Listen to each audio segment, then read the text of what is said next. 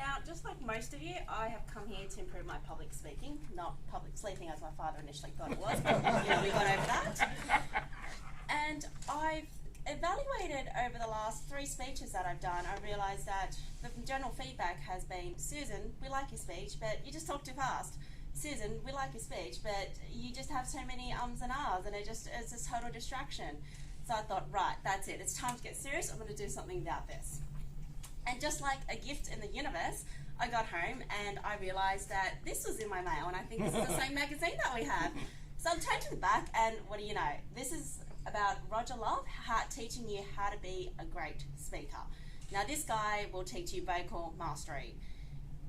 So I looked in the back, and it said he taught people like Anthony Robbins, people like Reese Witherspoon, and so many other Hollywood actors that we see on the big screen. He's taught them vocal mastery. So I thought, right, this guy has got to have something in there for me to help me eliminate filler words. And what do you know? So I went on his YouTube website, and on it was actually a video about how to eliminate filler words, and today I'm going to share with you 3 top tips that I've learned. Now, as someone who has been on the high hit list, the last 3 weeks, this is something I'm still practicing. Number 1, what Roger Love says you should do is actually treat it as though it is a poison. As though it is these filler words like ums and ahs and likes and and some people have their own version of filler words.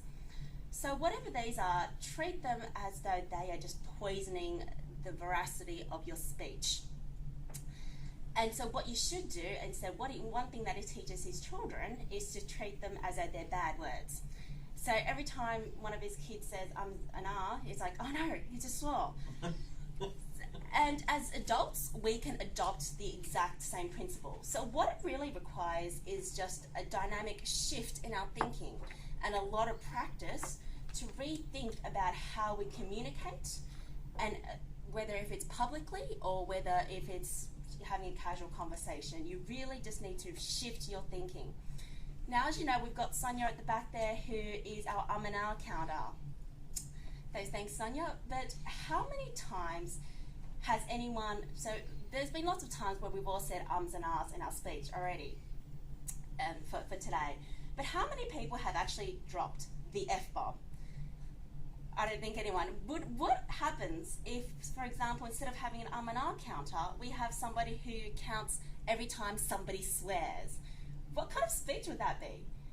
So if you think of it that way, of how powerful that shift in perspective it can be, you can really try and eliminate these filler words and just have a smooth flow in your communication. Now, the next one that I like to practice is meditation. So think of speaking as though you are in a meditative state. Now, how many people who here practice meditation have known about it? Okay, so a few people.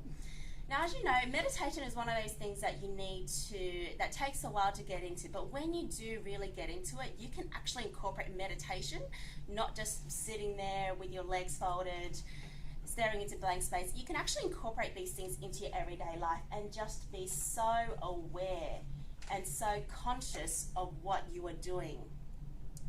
And if you incorporate that meditative, that pure consciousness, high alert stage into your public speaking, you'll be very, very aware of when you say filler words like ums and ahs. So it's just about high alertness and just being so in tune with your actions and your verbal language. The third one is, we all say it is the power of the pause. And it really is that simple.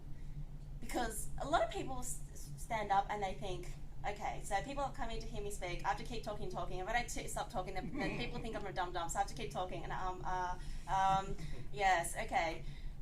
Rather than doing those things, just stop and just pause and just absorb the power of the pause. Because that's how you get people's attention. And it can actually make your speech much more powerful. It can make your speech resonate more with the audience, and your message becomes a lot stronger. So again, a revision of those 3 top tips, they are treat it as though it is a poison and just reshift your thinking. Think of it as a bad word. Practice meditation and practice it in your everyday life, including public speaking. And lastly, just simply say nothing and pause. Now, if you are looking, not that I'm doing a product endorsement, but if you are looking to improve any other aspect of your public speaking or any other, if you're a singer, for instance, I highly recommend that you go to Roger Love. Just Google him. There are so many great resources he offers, and they're free. You can just download them, because what I found is that if you actually learn about, as Les said, if you actually do some of those things, it can help you get from stuck to unstuck. Thank you very much, Mr. Toastmaster.